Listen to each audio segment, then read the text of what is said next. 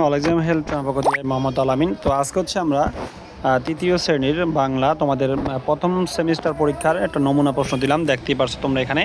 তো ফার্স্টে তোমাদের 1 নম্বরে কবিতা এবং বলছে কবি এবং কবিতার নাম সহ আমারপণ কবিতাটি প্রথম 8 লাইন লিখো।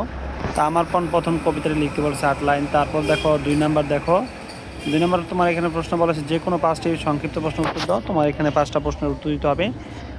10 নম্বর থাকবে এবং যে কোনো 3টি রচনামূলক প্রশ্ন উত্তর দাও। বড় প্রশ্ন থাকবে তোমাদের 3টায় 15 নম্বর, একটা পাস করে।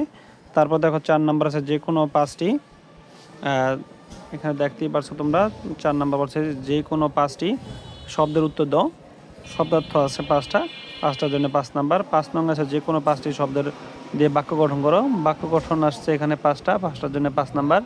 তারপর হচ্ছে শূন্যস্থান পূরণ দেওয়া আছে 6 নম্বরে, 5টার জন্য 5 নম্বর থাকবে। তারপরে 7 নম্বর থাকবে সঠিক উত্তর, সঠিক উত্তর থাকবে 5টার জন্য 5 নম্বর থাকবে। তারপরে 8 নম্বর হচ্ছে যে কোনো 5টি শব্দের লিঙ্গান্তর করো, মানে লিঙ্গ পরিবর্তন করতে বলেছে এখানে, 5 নম্বর থাকবে। তারপর 9 নম্বর যে কোনো 5টি যুক্তবর্ণ ভেঙে প্রতিটি যুক্তবর্ণ দিয়ে একটি করে শব্দ তৈরি করতে বলছে। তারপরে এরপরে দেখো 10 নম্বরে যে কোনো 5টি শব্দের যে কোনো 5টি শব্দের বলা হচ্ছে বিপরীত। এখানে বলছে দেখতে পারছো বিপরীত শব্দ লিখতে বলছে, 5টার জন্য 5 নম্বর থাকবে। 11 নম্বর বলছে তোমাদের বাম পাশের শব্দের সাথে বাম ডান থাকবে, 5টা 5 নম্বর।